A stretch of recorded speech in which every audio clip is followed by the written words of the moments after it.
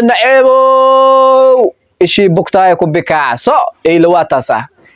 eeyladii oo degmada Buulaburta bas waaye eeyladii hiiraan dham ku dhaaya ishii bugtaay ku bikaaso waa taas eeyladii Buulaburta adee ku taala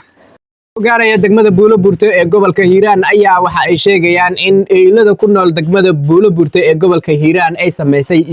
iskaashi iyo sidoo kale abaabul xoogan kaasoo loogu dhiirigelinayo tuulooyinka hoos yimaada degmada Buulaburta ee gobolka Hiiraan si tuulooyinka hoos yimaada degmada Buulaburta ee gobolka Hiiraan oo ay degto boqortooyada qoomiyadda sagaal eeylo ay u sameeyaan isku tashi tuulo walbaba ah oo looga doonayo in ay sameyso dhaqaalo horumar waxbarasho iyo siyaasad oo ay iyadu kaga goleedahay in sanadaha soo socdo ay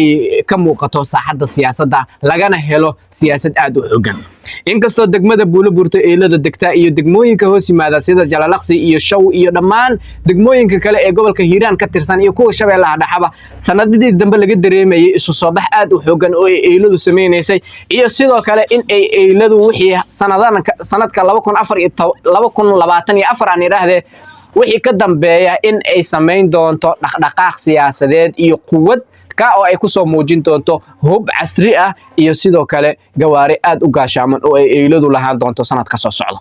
sidoo kale sanadada soo socda ayaa loo goleeyahay ama sanadada soo socdo ayaa waxa lagu balansan yahay in ay boqortooyada qoomiyadda sagaal eeylo ee degta gobolka Hiiraan gaar ahaan Buulaburta Jalalaqsi iyo Beledweyne ay soo bandhigi doonaan gawaarida gaashaaman kuwa oo ay ku taageeri doonaan iskaashiga tuulooyinka iyo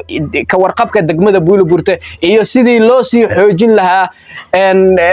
amniga dhaqaalaha iyo siyaasadda gobolka Hiiraan sida wararku ay sheegayaan halkan waxa shirkaasi gudoominayay gudoomiyaha guud ee degmada Buulaburta mudane Liibaan Xaaji iyo gudoomiye ku xigeenka amniga iyo siyaasadda inuu yahay aan filayo gudoomiye Yuusuf Ismaan Nuur Jeek oo asaguna qayb weyn ka ahaa shirkan halkaas ka dhacay wada tashigaasi waxa uu ku soo dhamaaday is-afgarad iyo in tuulo walbaba ay sheegtay in sanadkiiba ama fasalkiiba ama gugiiba ay soo saarto $500,000 lacag ku dhow ama lacag dhaafaysa lacagahaasi iyo qarashkaasi iyo dhaqaalahaasi ayaa loo qoondeeyay in ay sanadka soo socdo loogu soo bandhigo waxtar iyo waxqabsi iyo ayagoo muuqda oo sanadkiiba wax soo saar aad u xooggan lahaan doono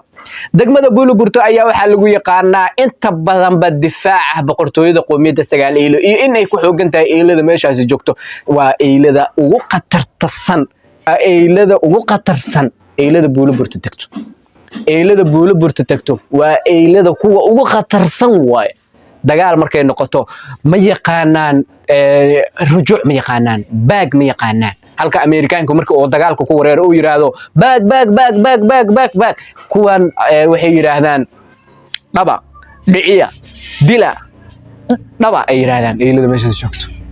sidaas daraadeeda waxaan halkan hambalyo ugu dirayaa eeylada degan gobolka Hiiraan gaar ahaan degmada Buulaburta sidaas si la mid ah degmada Jalalaqsina waxaan ka rajaynaynaa in sidaas si la mid ah si kasii xoogan ay u soo bandhigi doonaan dhalinyarada reer Hiiraan kuwa eeylo meel walba ay joogtaan ka shaqeeya amniga ka shaqeeya siyaasadda ka shaqeeya deganaanta deegaanka iyo deganaanta gobolka marnaba ay dhicin in aad noqotaan kuwa deegaanka qalqal geliya amarnaba ay dhicin inaad noqotaan kuwa deegaanka ama gobolka Hiiraan amnigiisa qatar ku noqda sidaas si la mid ah waxa la idinku yaqaanaa deganaansho waxa la idinku yaqaanaa nabaddoon waxa la idinku yaqaanaa nabad raadis waxaan rajaynaynaa sanadka soo socda in idinkoo nabaddoon in idinkoo barwaaqaysan in idinkoo horumarsan aad wax walbaba aad soo bandhigi doontaan eeyla nacebo ishii bugtaay ku bikaaso eeyla waa taasa eeyladii oo degmada Buulaburta bas waaye eeyladii Hiiraan dham ku dhaaya ishii bugtaay ku bikaaso waa taas eeyladii Buulaburta adee ku taala eeyladii Buulaburta waa taasa kii Beledweyne iyo waxa dhiman tii Hiiraan oo guud oo ayaa dhiman iyo kuwa kale waan soo bandhigi doonaa